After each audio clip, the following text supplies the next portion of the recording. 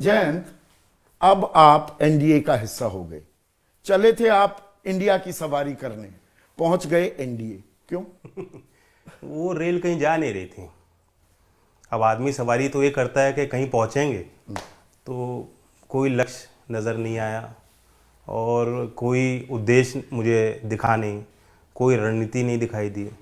नेताओं में कोई संवाद जो होना चाहिए, जिस स्तर पे मुद्दों पे जो बातचीत होनी चाहिए, और आखिरकार मुकाम तक कैसे पहुंचेंगे, चुनाव कैसे लड़ा जाएगा, कैसे जीता जाएगा, कोई प्लानिंग, कोई स्ट्रेटजी दिखाई नहीं दी।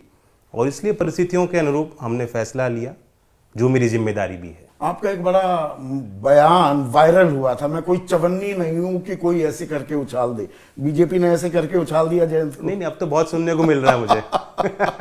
मैं गालियां मुझे दे रहे हैं, मैं झेल लूंगा। हर चुनाव में आइडिया यही होता है कि कुछ ऐसी बात हो जो वायरल जाए, जो दूर तक पहुंचे। वायरलिटी का मतलब है it is being viewed and followed and coated. तो अब सोशल मीडिया में चुनाव चले गए, मेरा पुराना बयान आज भी चल रहा है, तो इसमें क्या बुराई है? क्या चौधरी चरण सिंह को, आपके बाबा, हमारे इलाके में बाबा ही कहते हैं, उनको भारत रत्न से नवाजने का फैसला 9 फरवरी को जो ये घोषणा की, एक्स पर प्रधानमंत्री ने इसका ऐलान किया, क्या वो टर्निंग पॉइंट था?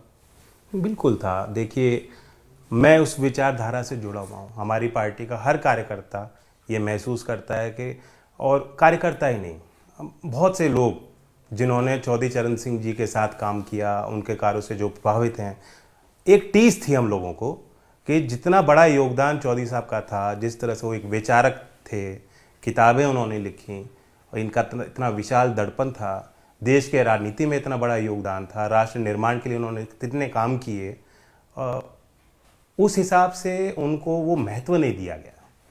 तो बड़ी खुशी सबको हुई कि इतना बड़ा फैसला भारत सरकार ने लिया।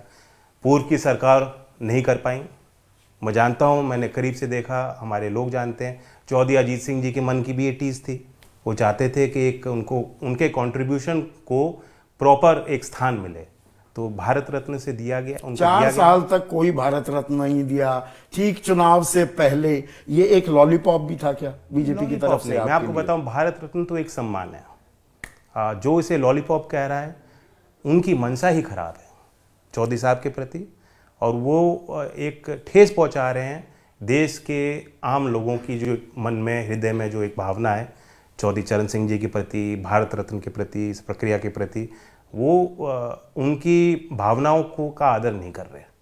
सच्चाई ये है कि भारत रत्न देने के बाद भी, और मैं आपके चैनल पे आपके माध्यम से बताना चाहता हूँ, एट द हाईएस्ट लेवल, प्रधानमंत्री के स्तर पे आज भी एक निरंतर विचार और प्रयास और अध्ययन हो रहा है कि चौधरी चरण सिंह जी के विचारधारा को, उनकी असली विरासत को कैसे हम आज जीवंत करें और जनता तक पहुंचाएं। पर लोग ये भी कहते हैं, जिस मकान में, और विरासत, मुझे 84 के एक घटना का जिक्र करते हैं बहुत से लोग जो चौधरी चरण सिंह के करीबी थे।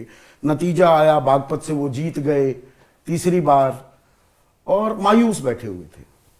तो लोगों ने कहा, आप मायूस क्यों हो? कि भाई मैं यूँ सोचूंगा कि मैं हार जाता तो कितना रहता, मेरे दो तो मकान भी नहीं। चौधरी साहब के पास कोई मकान नहीं था, उस मकान से भी आपको बेदखल कर दिया गया। कोई म्यूजियम नहीं बना, किसान घाट पर कोई बीजेपी का बड़ा नेता पिछले कुछ सालों में तो नहीं दिखा था। यकायक चौधरी चरण सिंह की याद आ गई। नहीं, कांग्रेस का कौन सा नेता आता है किसान घाट? बीजेपी के तो फिर भी आए, मैं नाम नहीं लेना चाहूँगा।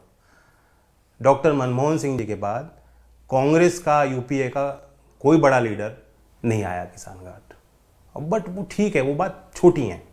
चौधरी चरण सिंह जी का नूरपुर गांव में, जहां उनकी पैदाइशी हुई, वहां कोई संपत्ति है क्या? कोई घर है उनका बच रहा? नहीं है।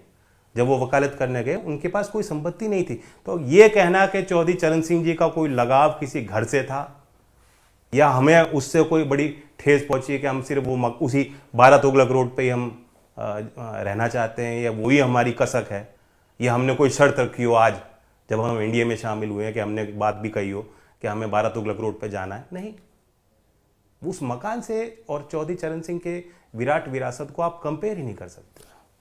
जैसे ही घड़ी का काटा दोपहर 2:30 पे आए, बबीता जी का दिल सास बहू साजिश के लिए मचल जाए। और ये है इनकी बहू।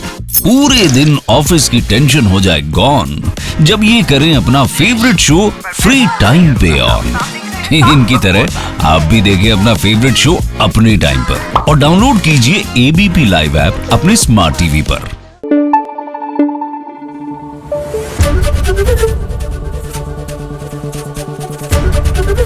एबीपी न्यूज आपको रखे आगे।